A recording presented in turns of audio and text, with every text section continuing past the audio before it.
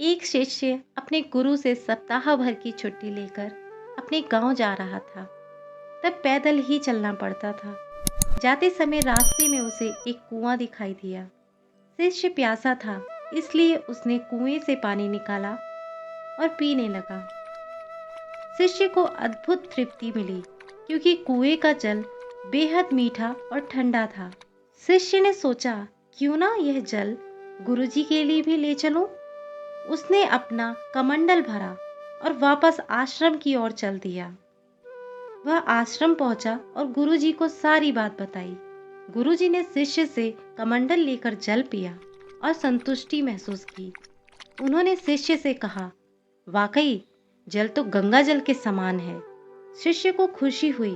गुरुजी से इस तरह की प्रशंसा सुन शिष्य आज्ञा लेकर अपने वापस गांव की तरफ चल दिया। कुछ ही देर में आश्रम में रहने वाला एक दूसरा शिष्य गुरुजी के पास पहुंचा और उसने भी वह जल पीने की इच्छा जताई। गुरुजी ने वह कमंडल शिष्य को दे दिया। शिष्य ने जैसे ही घूंट भरा, उसने तुरंत वो बाहर फेंक दिया।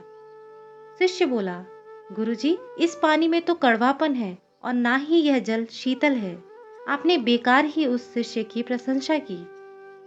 गुरुजी बोले, बेटा, मिठास और शीतलता इस जल में नहीं है तो क्या हुआ, इसे लाने वाले के मन में तो है। जब उस शिष्य ने जल पिया होगा तो उसके मन में मेरे लिए प्रेम उमड़ा। यही बात महत्वपूर्ण है। मुझे भी इस कमंडल का जल तुम्हारी ही तरह ठीक नहीं लगा, पर मैं यह कहकर उसका मन दुखी नहीं करना चाहता था। हो सकता है जब उसने कमंडल में जल भरा हो तब वह शीतल हो, और कमंडल के साफ ना होने पर यहाँ तक आते आते यह जल वैसा ना रहा हो। इसलिए इससे लाने वाले के मन में प्रेम तो कम नहीं हुआ ना। कहानी की सीख, मन की खूबसूरती से अधिक और कोई चीज़ नहीं होती। किसी के लिए किसी के प्रति प्रेम ही सबसे महत्वपूर्ण होता है।